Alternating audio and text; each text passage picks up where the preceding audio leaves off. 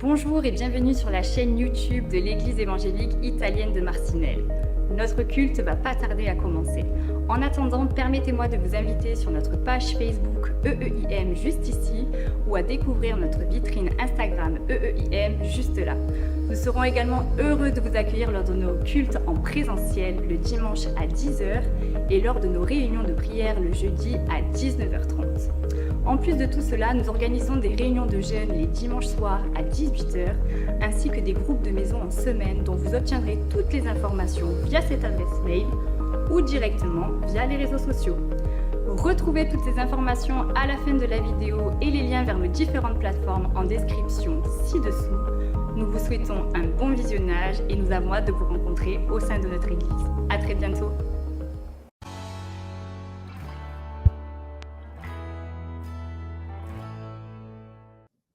Pace a tutti. Que la paix de Dieu soit avec vous. Il est là. Il est là. Mon cœur me dit, il est là. Il est à moi, je suis à lui, mon cœur me dit, il est là. Vous le croyez qu'il est là? Vous croyez que votre cœur il dit qu'il est là? Alors chantez avec moi.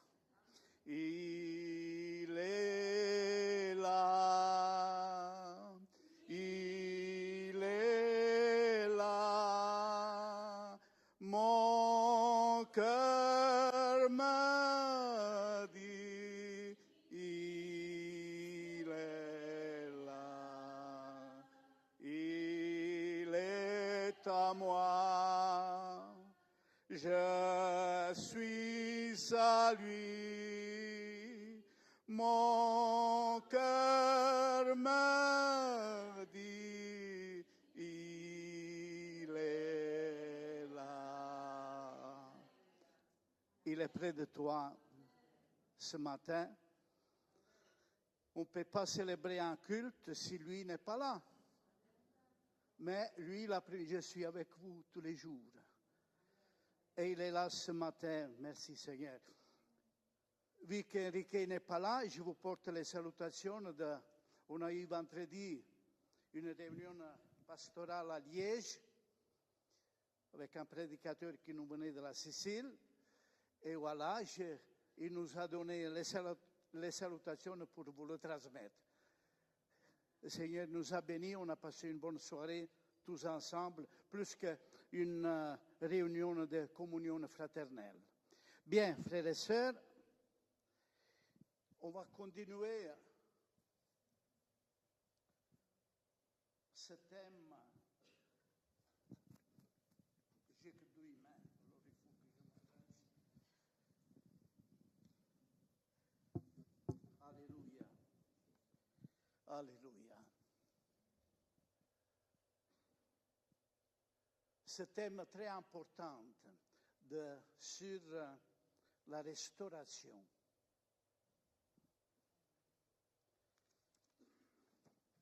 Pour commencer,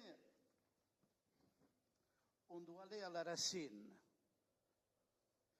C'est quoi la restauration?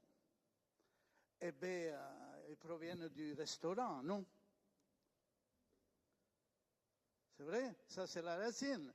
C'est restaurer, quand on mange au restaurant, on sent l'odeur du gris, la viande qui grille ou bien des autres parfums. On a envie de manger et après être bien servi. Hein? Mais il doit être la même chose pour l'âme. L'âme aussi, il a besoin d'être restaurée. Et c'est très important. Et les éléments pour restaurer l'âme, il est dans la main de Dieu. C'est très important. Et qu'après, Dieu donne à les hommes la possibilité encourager. Ils donnent la possibilité à des ministres, avec la parole de Dieu, de restaurer ce que malheureusement il a été abîmé. Restaurer une maison, les ruines. Et on vit dans un monde où il y a beaucoup de ruines dans les familles, dans le cœur brisé. On a besoin de remettre à place certaines choses, lui redonner la couleur, lui redonner la forme, lui redonner la valeur. Et ça, c'est le Seigneur qui peut le faire pour moi et pour vous, pour votre famille. Alléluia. Je vais lire le texte d'aujourd'hui qu'on trouve dans le même livre de Ruth. C'est un livre extraordinaire. Mais pour comprendre, il faut le lire dans l'ensemble 4 chapitres qui contiennent. C'est une richesse que ce livre, c'est pour ça qu'il a été intégré dans les Écritures, et plein d'émotions et de spiritualité aussi. Mais aujourd'hui, moi je vais lire dans le chapitre 2, la suite. Je vais donner un petit résumé du premier chapitre et après on va à la méditation de le chapitre 2. Sois béni ton nom. Donc, chapitre 2, à partir du verset 2 jusqu'à l'11,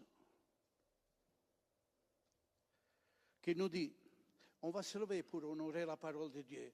Moi, j'aime toujours donner l'honneur à la parole de Dieu en toutes circonstances. Naomi avait un parent de son mari.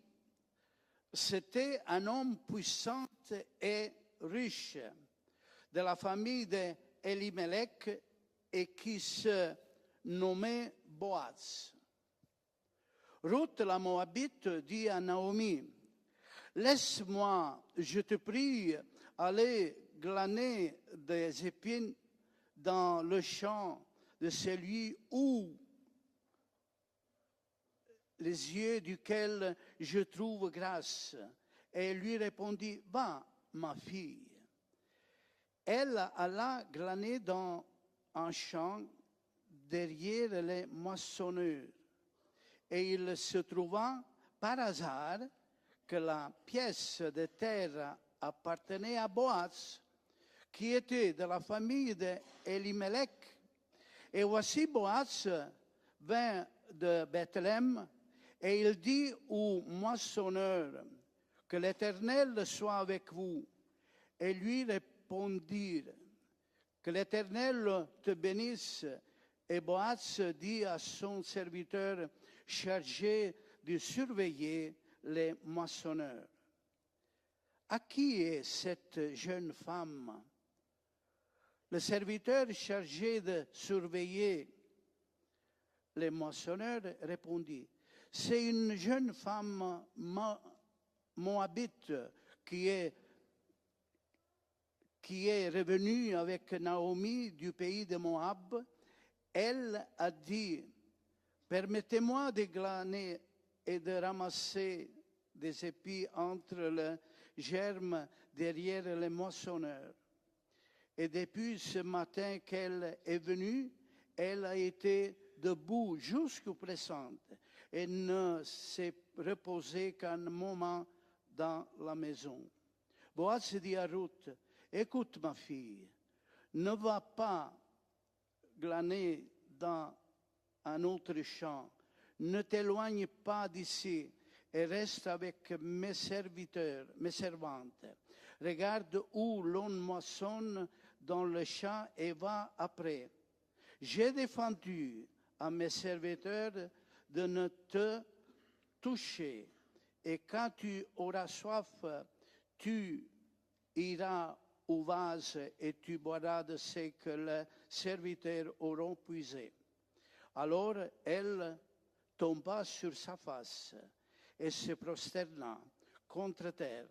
Et elle lui dit, comment t'ai-je trouvé grâce à tes yeux pour que tu t'intéresses à moi que je suis étrangère?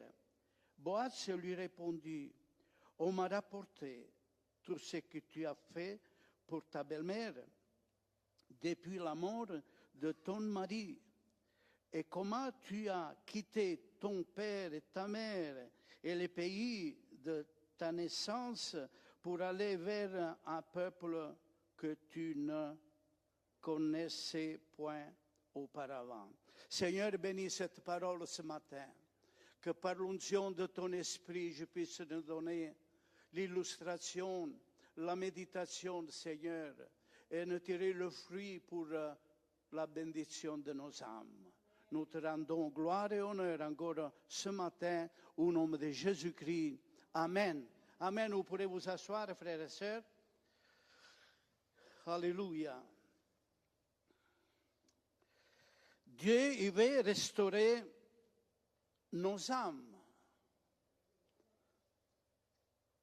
S'il y a des âmes assoiffées, affamées, blessées, le Seigneur, il peut le faire. C'est suffisant, s'abandonner. Mais le récit de ce livre, c'est très important, il faut le comprendre. Donc, c'était le moment où, en Israël, il régnait la confusion. C'était la période des juges. Et il dit l'Écriture que le peuple faisait ce qu'il voulait. Ils n'observaient plus la loi de Moïse, chacun pour leur compte. Et Dieu il avait promis, si vous êtes rebelles et désobéissants, je vous punirai.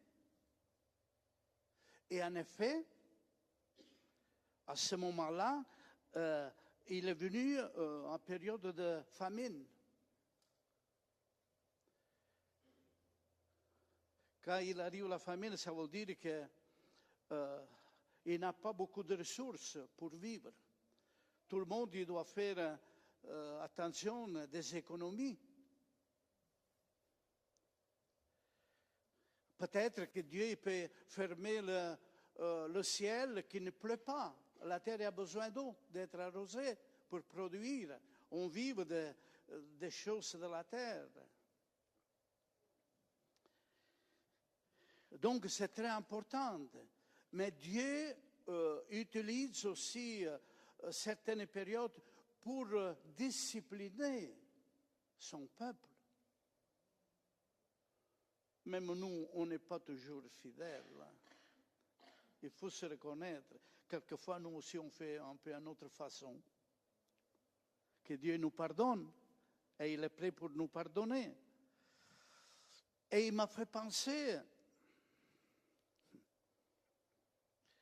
tous ces gens qui laissent leur pays pour venir ici en Europe ou en Amérique pour trouver du bon-être, du travail, de trouver un peu de... Et souvent, les choses, ils ne marchent pas comme nous, on voudrait. On pense qu'ailleurs, on est meilleur. Mais combien de gens ils ont trouvé l'amour dans la mer, des bateaux. Ils ont payé cher leur voyage et après ils vont avec toute leur famille. Ils vont se noyer dans la mer, surtout Méditerranée. On vit encore aujourd'hui des périodes comme ça. Vous suivez sûrement les nouvelles comme je fais moi régulièrement. Et l'erreur que cette famille, Naomi, son mari, leur enfant, ils l'ont fait, ils ont quitté Bethléem, qui c'était la maison du pain, donc où il y a de l'abondance, pour aller vers Moab, que c'était un pays étranger. Ils l'ont bien fait. Ils essayaient, tout le monde, de partir, de trouver du bonheur. Moi aussi, j'ai quitté mon pays, ma famille, mes parents, pour venir ici en Belgique. Merci à la Belgique qui m'a accueilli. J'ai trouvé un avenir, j'ai connu le Seigneur dans ce pays. Pour moi, ça a été une bénédiction, mais pas toujours. C'est comme ça. Mais le peuple d'Israël, Dieu il avait donné une loi de ne pas aller, de ne pas descendre en Égypte pour trouver secours. Car Dieu, quand on est obéissant, il te bénira où tu es. Pourquoi? Parce que le peuple d'Israël, il était 430 ans esclave de l'Égypte. Et il ne voulait pas qu'on retourne dans des pays étrangers pour chercher l'aide quand Dieu peut te bénir où tu es. Est-ce que l'on priait? On ne sait pas comment les choses sont passées, mais ce couple avec ces deux garçons, ils sont partis à Moab. Et là, ils ont resté 10 ans. Mais pendant ces 10 ans, il y a des choses qui se sont passées. Ces garçons, naturellement, ils avaient besoin d'une femme. Ils se sont mariés avec des femmes étrangères que la loi de Moïse interdisait aussi de ne pas s'accoupler avec les infidèles. Donc, vous voyez, il y a une désobéissance derrière toutes ces choses-là.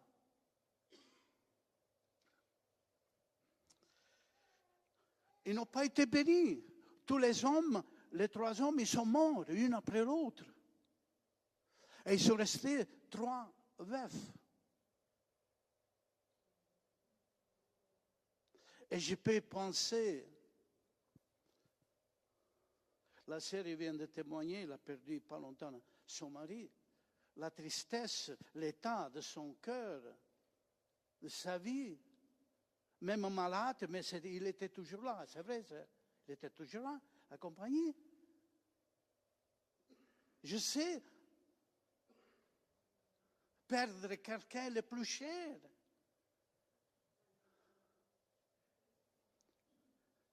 Et je vois ces 3 femmes se consoler l'un et l'autre.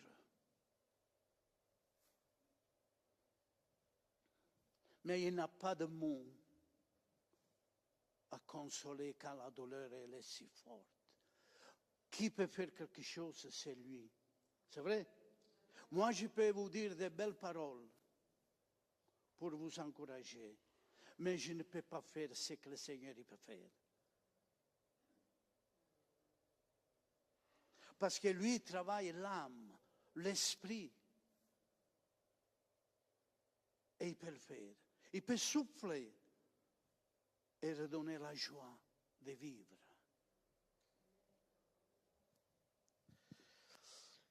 Alléluia. Et alors arrive un moment qui se retrouve 3 femmes seules.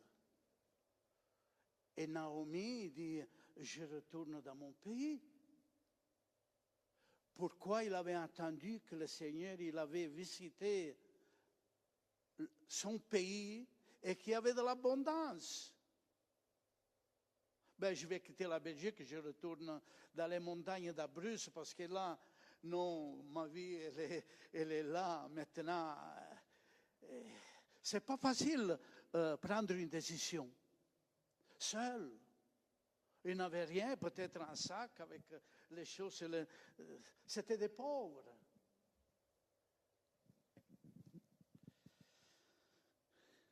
Et alors il appelle les 2 belles filles. Et dit, voilà, moi je retourne dans mon pays. Mais vous retournez à la maison de vos parents, là où vous pourrez reconstruire une vie. Elle était veuf, il avait le droit de se remarier, de recomposer une famille. C'était tout à fait légal. Mais la séparation, il est dure quelquefois. Et il a dû insister, Naomi. Ben, il y en a une, il a pris la décision, il dit oui, avec les larmes, tout. Et il est parti. Mais ici, on voit cette femme extraordinaire, Ruth, son cœur. On découvre des qualités extraordinaires dans cette belle fille, qu'aujourd'hui, belle fille et belle mère, elle ne va pas toujours bien, hein? Oh, je le sais, je suis membre d'une grande famille, je sais ce que ça veut dire. Les conflits et tout, et après entre femmes aussi. Hein. Mais ici, on voit un bijou comme femme. Le cœur de Ruth. Affectionné à sa belle-mère, âgée. Les larmes qu'il versait chaque jour. Non, je ne peux pas l'abandonner. Je ne peux pas le laisser tout seul partir, sans savoir où il va.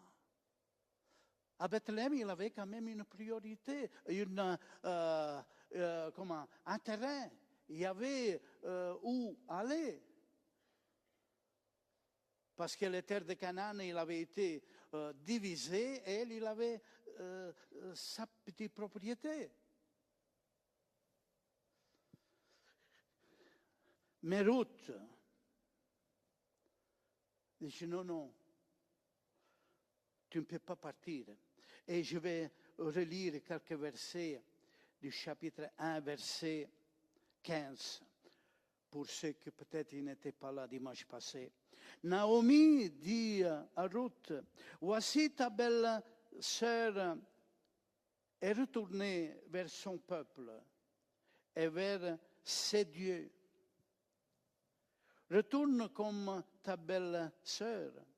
Ruth répondit, ne me presse pas de te laisser, de retourner loin de toi. Où tu iras, j'irai. Où tu demeureras, je demeurerai. Ton peuple sera mon peuple et ton Dieu sera mon Dieu. Où tu mourras, je mourrai et j'y serai enterré. Que l'Éternel me traite dans toute sa rigueur, si autre chose que la mort vienne à me séparer de toi. Naomi, la voyant décidée à aller avec elle, cessa cette instance. C'est beau, hein? Extraordinaire. Seigneur, moi les sœurs, dites, Seigneur, fais-moi digne de cette dignité. Remplis-moi de l'amour qui régnait dans le cœur de Ruth. Vous savez qu'aujourd'hui, il y a encore de braves gens. Il y a encore de braves gens. Dieu le connaît. Pourquoi? Parce que Dieu fait grâce. Donc, Ruth, il a renoncé à tout. Ses parents, toute sa famille, son peuple, leur Dieu. Parce que c'était un peuple païen, idolâtre. Il avait goûté la présence de Dieu dans cette famille israélienne. Sûrement, Naomi il avait parlé de leur Dieu, de leur religion, des l'oracle que Dieu l'avait fait au milieu de son peuple. Il a semé dans le cœur de cette belle fille des choses éternelles, extraordinaires. Maintenant, il doit se séparer. Et Naomi l'a dit, retourne dans tes parents, dans ta famille, dans ton peuple, dans tes dieux.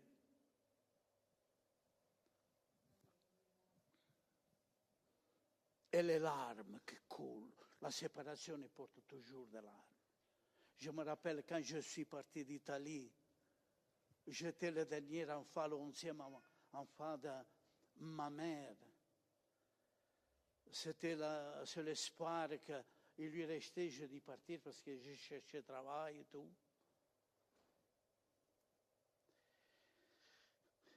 Et moi, je le ressentais, la douleur.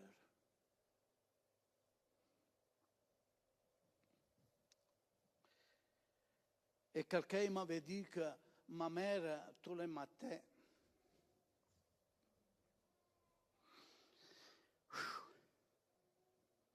il sortait pour voir si je...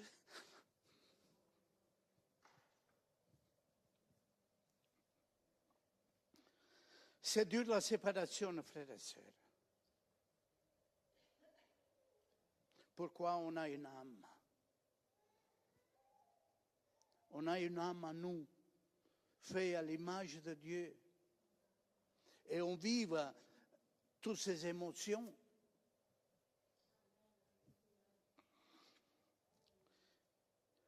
Alléluia.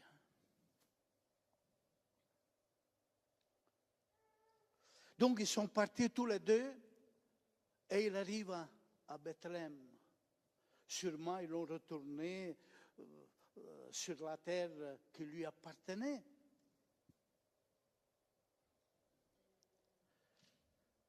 Et Ruth, une fille, je la vois, une fille de bel aspect, un cœur doux, plein de volonté, de détermination, il dit à sa belle-mère, je vais travailler.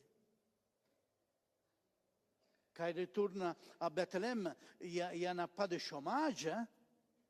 Il n'y en a pas de CPAS, il n'y en a pas d'aide sociale pour les veufs, il n'y en a rien, il doit travailler, il doit se contenter de la misère qu'il laisse les autres, à ramasser les épis dans les champs. Et il arrive la période qu'on ramasse l'orge, le blé, la moisson. Il arrive au moment juste où l'abondance, il recommence à Bethléem. Et Naomi lui accorde, dit, ma fille va. On peut imaginer Ruth avec un sac sur son dos et qui va demander derrière les maçonnets s'il peut ramasser des épines. Mais oui, vas-y, allez, viens. Qu'est-ce qu'on refait nous? Non, on va autre part, non. Minimum de respect, de compassion, le besoin. Certains pays sont encore comme ça, frères et sœurs. Meurent de faim. Des enfants, ils n'ont rien. Leurs mamans, ils n'ont plus de lait parce qu'ils ne mangent pas. Quel monde on vit. Merci Seigneur pour la Belgique. Merci frères et sœurs, vous qui travaillez. Vous pourvoyez pour vous, pour votre famille et pour les lois sociales et pour toute autre chose. Mais quelquefois, que notre pensée aille vers ces personnes et prier pour eux. Que Dieu visite ces peuples. Et que ces peuples acceptent le vrai Dieu, le Dieu du ciel et de la terre, le Dieu qui pourvoit à tout besoin et nécessité. Seigneur, visite-nous, donne-nous de l'abondance pour nous et pour les autres. Bethléem, la maison du pain. Les champs, ils sont riches de blé cette année-là. Mais eux n'avaient rien dans leur champ. Ils venaient d'arriver. Et elle y voyait, dit, mais je peux au moins aller ramasser des épis dans les champs. Alléluia.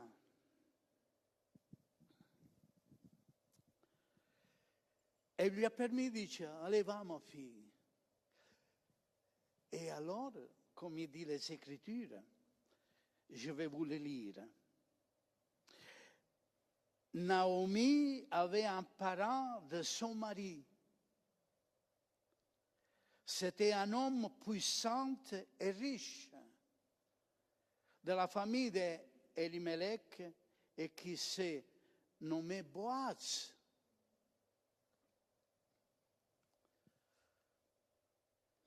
Alléluia.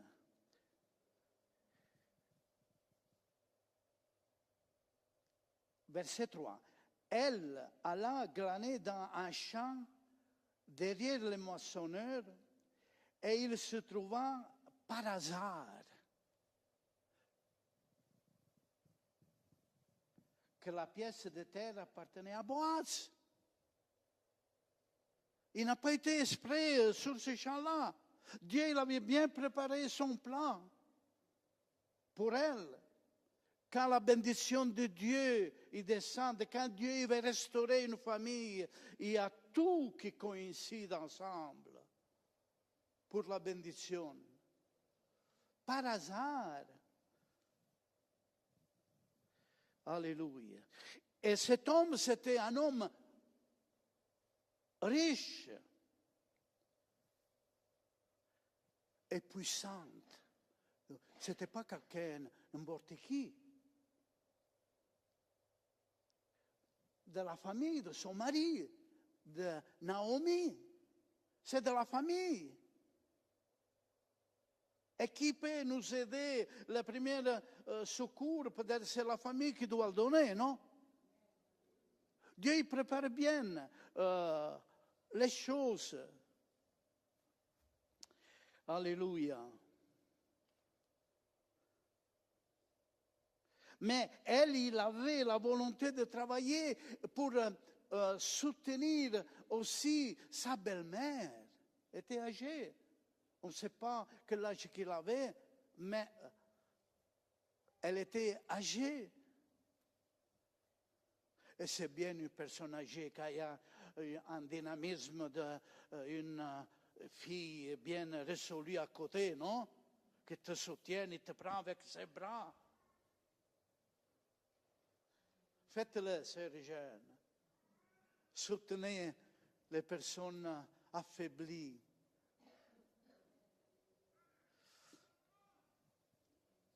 Alléluia. Et elle, poliment, il demande s'il pouvait récolter les épis derrière. Ah oui, oui, bien sûr, sers-toi. À l'époque, il y avait une grande gentillesse pour les pauvres. Et que c'était aussi un commandement de Dieu de laisser les plus misérables récolter les épis. C'était une loi mosaïque.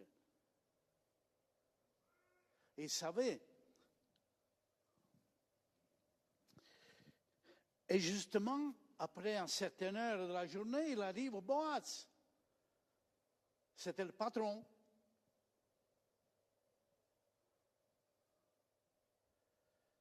Et il regarde qu'il y avait cette fille qui ramassait. Et s'intéresse tout de suite à elle. Prend information. C'est qui cette fille?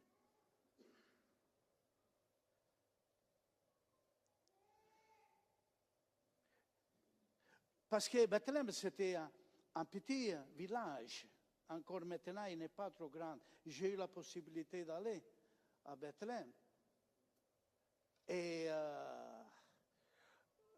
donc, tout le monde se connaissait. L'histoire de Naomi et de Ruth, tout le monde le savait. Les gens, ils parlaient, ils disaient, ben, c'est la belle-fille de Naomi qui revient de Moab.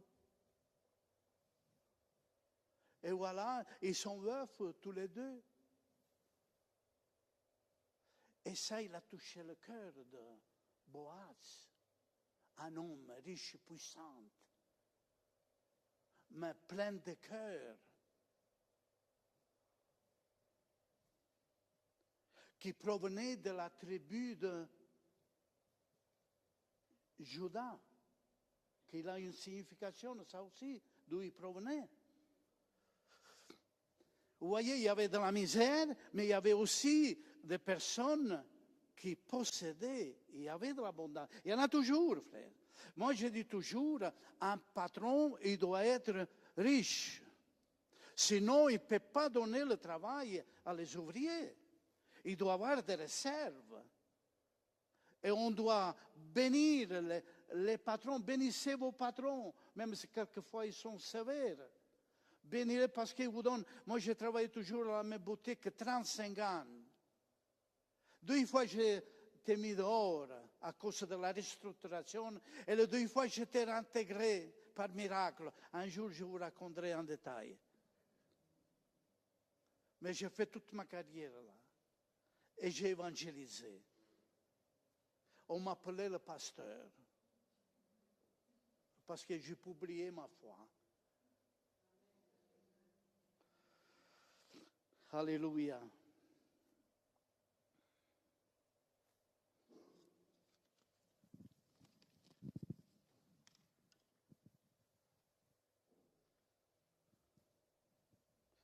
Donc Boaz, il a utilisé sa bonté vers Ruth. Et je vais lire aussi le verset 9 à 13 qui nous dit, même 8, Boaz dit à Ruth, écoute ma fille, ne va pas glaner dans un autre champ, ne t'éloigne pas d'ici et reste avec mes servantes. Regarde où l'on moissonne dans le champ et va après. J'ai défendu à mes serviteurs de te toucher. C'était un homme intègre. Il y avait du respect, que personne ne mette les mains sur toi. La protection. Boaz, il a protégé. Parce qu'il avait su tout ce qu'il avait fait pour sa belle-mère. Dieu récompense, on fait du bien. Et Dieu nous récompense lui-même. Alléluia. Et quand tu auras soif, tu iras au vase et tu boiras de ce que les serviteurs auront puisé. Alors elle tomba sur sa face. Quelle sienne extraordinaire. Hein? Alléluia. Et se prosterna contre terre et elle lui dit, comment ai-je que trouvé grâce à tes yeux pour que tu t'intéresses à moi que je suis un étranger. Et Boaz lui répondit, on m'a rapporté tout ce que tu as fait pour ta belle-mère. Celui qui sème récolte. Si on sème du bon, on ramassera du bon. Mais si on sème du mauvais, on doit s'attendre à des épines, à des problèmes de la vie. Nous, on a un maître qui nous enseigne à faire du bien. Et surtout, il nous répète de ne pas se fatiguer de faire du bien. On continue, non? Vous êtes fatigué? Alors, je peux continuer encore un petit peu. Le meilleur, il vient maintenant.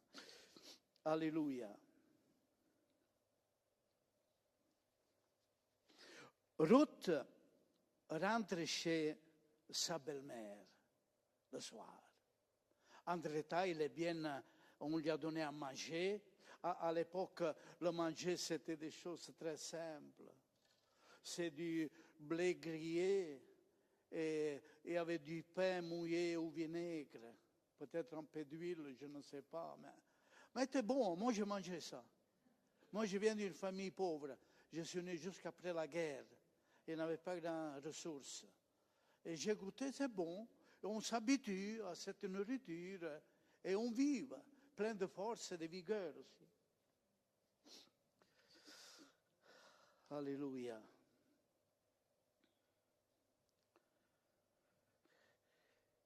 Donc, et il ramène un sac plein de nourriture. Pas seulement le blé qu'il avait récolté, mais on lui avait donné autre chose. Le premier jour du travail, il rentre chez elle chargé de bien de Dieu. C'est pas extraordinaire, c'est pas le miracle de Dieu, c'est pas une restauration de Dieu, ça. Quand il vient à notre faveur. On peut imaginer la joie de Naomi quand il voit ce sac. Où? Mais où tu as été ramasser tout ça? Parce que les moissonneurs, il lui mettait aussi un peu il laissait encore un peu de blé traîner, qu'elle puisse le ramasser.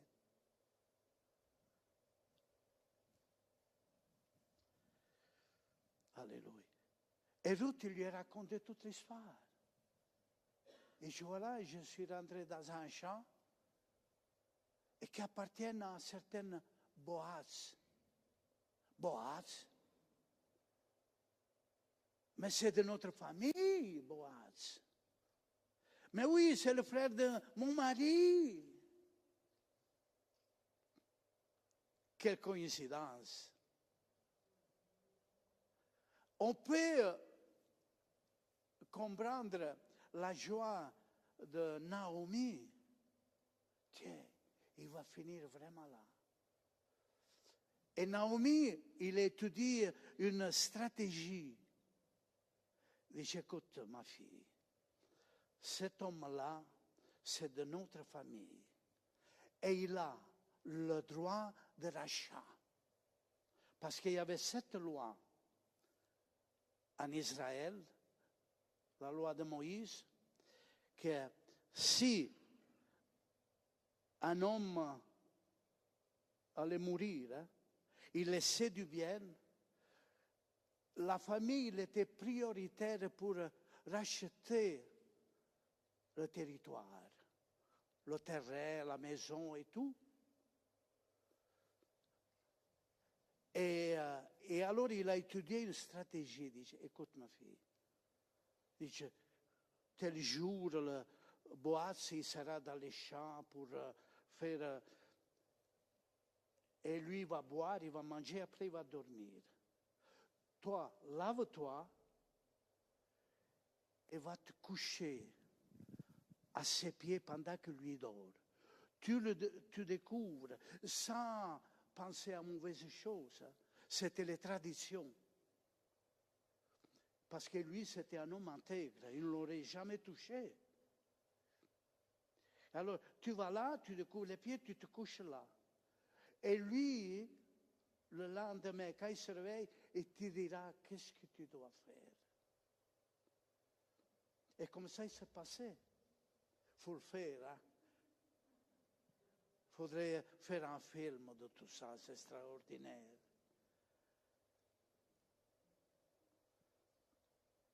Voilà, ils suivent les ordres de sa belle-mère. Et alors, le lendemain, quand il se réveille, il voit Ruth. Ils se sont connus et tout. Et alors, lui commence à projeter. Il dit, elle, c'est la belle-fille de mes parents à moi. Donc, moi, j'ai le droit de la racheter. De racheter les biens de son frère. Mais avant lui, il y en avait un autre qui avait le même droit de rachat. Et je dis, il faut que avant de faire ce pas, que j'aille contacter l'autre. Si c'est lui, il a le droit avant moi du rachat, de la propriété. Et voilà qu'il va le rencontrer. L'histoire est longue. Lisez le chapitre 3 et 4. C'est très beau. Il va rencontrer cet homme. Quand il a dit, tu as le droit de rachat pour la propriété de Naomi. Ah oui, il a dit.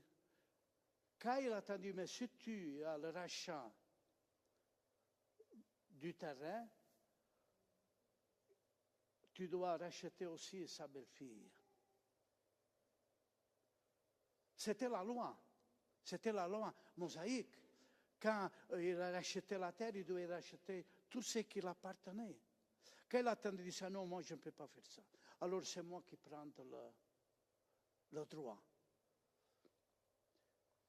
Et Ruth devient la femme de Boaz. L'homme riche et puissant.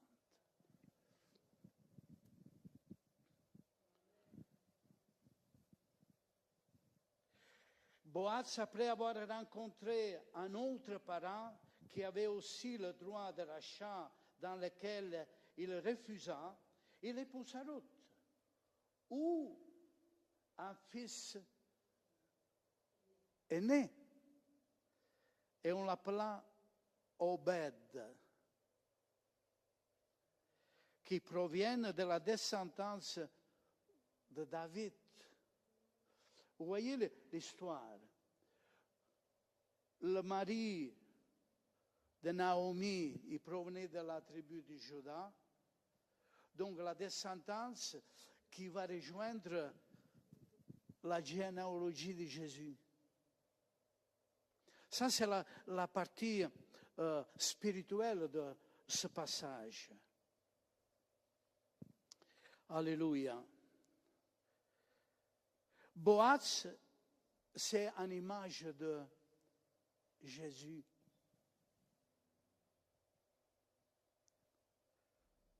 Puissante, riche, pleine de compassion. Toutes les qualités de Jésus, il est attribué à Boaz. Origine de Bethléem, Jésus, il est né à Bethléem. Maison du pain. Je suis le pain de la vie, il dit Jésus. À celui qui a faim, qui vienne, celui qui a soif, qui boit. Il vient de la maison du pain. Et quand il a fait la multiplication des pains, des milliers de gens, allez, le pain, du pain, ils viennent de Bethléem.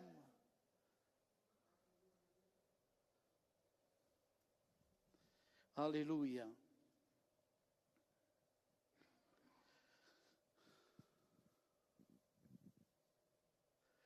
Comme Boaz avait le droit de rachat, Jésus aussi, il avait le droit, lui donné par le Père, de racheter les étrangers. Il était moabite. Et ce droit, Jésus l'avait de nous racheter parce que nous, on était des étrangers au peuple d'Israël. Et pour nous racheter, il a payé un prix très grand. Boaz, pour racheter Ruth et tout le territoire, il a dû payer. C'était la loi.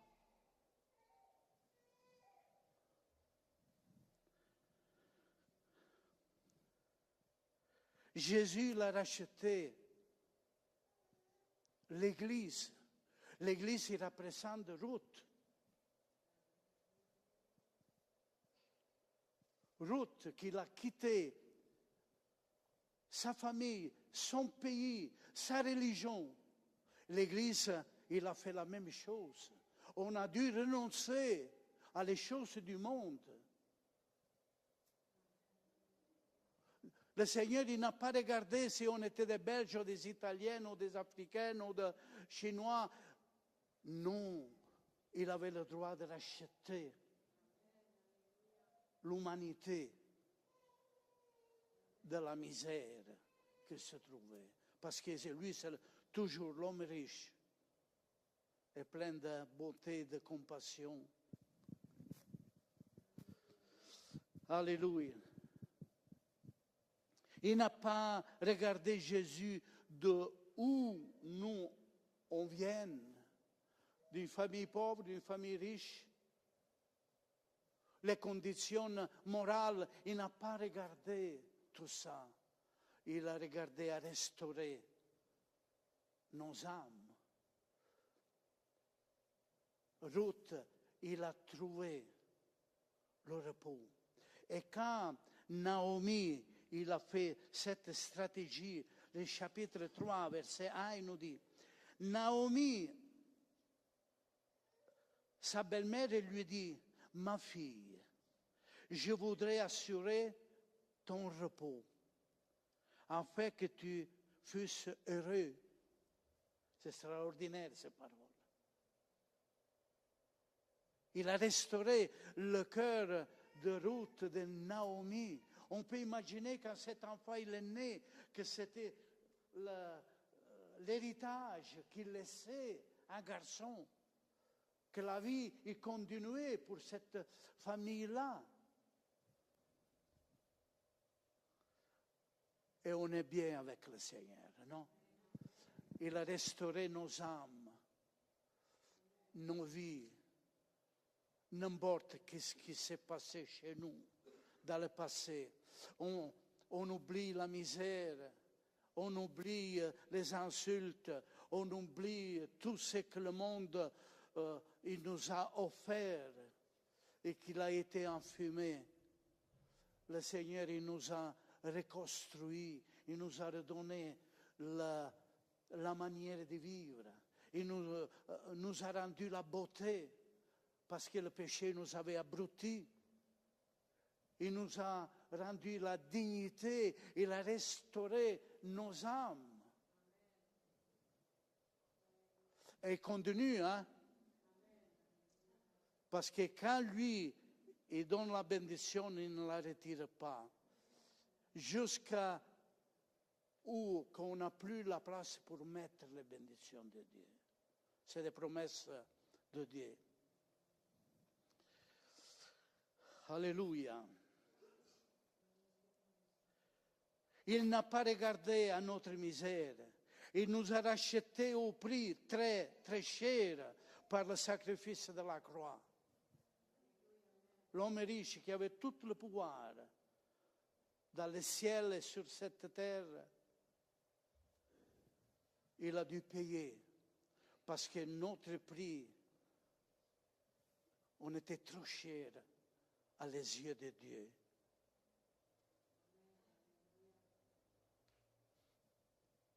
Pourquoi? Parce qu'on est à son image.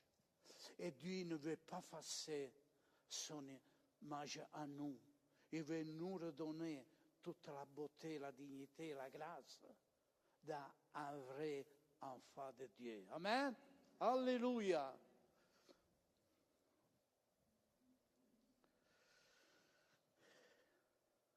Il a restauré notre âme. Il nous a donné une espérance pour un repos éternel. Ma fille, je vais t'assurer un repos stable et que tu sois heureux. On est heureux. Non, pas tout le monde répond amen. On ne s'est pas obligé de dire oui, hein? Mais avec le Seigneur, on est heureux. Je suis heureux. Alléluia. On est heureux d'être à la présence de Dieu. Alléluia. Pour ceux qui sont encore en dessus de l'esclavage, malheureusement, il y en a toujours. Et on est entouré, on le voit, dalla misère, dalla droga, dall'alcol, dalla prostituzione, Aie pitié, Seigneur, achète encore. Ton sang, il est puissant à laver encore aujourd'hui le péché de l'humanité. Allez, Seigneur, agis encore dans nos vies, au milieu de nous, dans notre famille, chez vos enfants. Je ne connais pas leurs problèmes, mais ils ont besoin de Christ.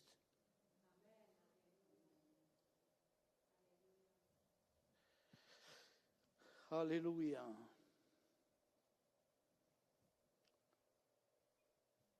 Il y en a qui sont dans la désolation, dans la solitude, dans le découragement, dans l'épreuve de la vie, une après l'autre, dans la maladie.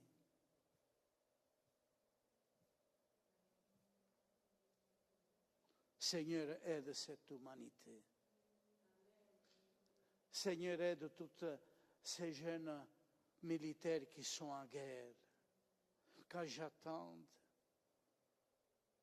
à la télévision, la Russie l'a restitué 1000 corps de jeunes. Quel monde on vit, frères et sœurs. J'ai la peine dans mon cœur parce que mon père, il était là, au front. Il me racontait qu'il se cachait avec les morts. Et si je suis venu à l'existence, c'est parce que Dieu l'a protégé. Je suis né après la guerre.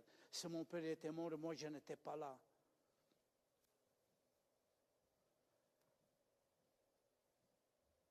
Et je dois remercier le Seigneur que j'ai vécu un an plus que mon père. À mon âge maintenant, mon père était déjà mort.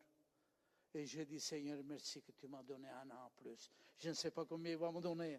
Parce que la bénédiction de Dieu est là. Sur toi, sur tes enfants, sur tes petits-enfants. Alors, on sème la paix de Christ au cœur de nos enfants et de nos petits-enfants. Alléluia. Alléluia. Sache que Christ, l'homme riche, de grâce et de vérité puissante dans chaque action, il a toujours le pouvoir de racheter et de restaurer. Que Dieu nous bénisse. On va se lever, on va prier le Seigneur. Sois béni ton nom, notre Dieu. Sois béni ton nom, que ton nom soit élevé. On n'était pas meilleur que les autres. On vient d'un monde païen où personne ne te connaît. On embrassait le Dieu vivant et vrai. Et nous te remercions, Seigneur, car tu nous as donné le droit de devenir enfants de Dieu. Seigneur, si dans la salle il y a des autres qui n'ont pas fait encore cette expérience, qui se sentent seuls, abandonnés, éloignés de la grâce de Dieu, accomplir un miracle dans leur cœur, dans leur vie ce matin, tu le peux parce que tu es là ce matin. On l'a proclamé, on l'a chanté. Tu es là, Seigneur. Touche les cœurs, les vies. Change les situations, Seigneur, car tu peux le faire, mon Dieu. Sauve leurs enfants, leurs petits-enfants. Que la grâce y règne dans leur maison, dans leur foyer, dans les couples. Mon Dieu, que pour un rien se séparent. Cherchant de trouver un autre pays meilleur, de trouver un autre mari ou bien une autre femme meilleure. Non, Seigneur, c'est pas ça. Car quand tu bénis, tu bénis. Et nous voulons cette bénédiction qui ne nous vient pas des hommes, mais qui nous vient du trône de Dieu. Et à toi seul, nous voulons rendre gloire, honneur. Touche les cœurs ce matin, mon Dieu.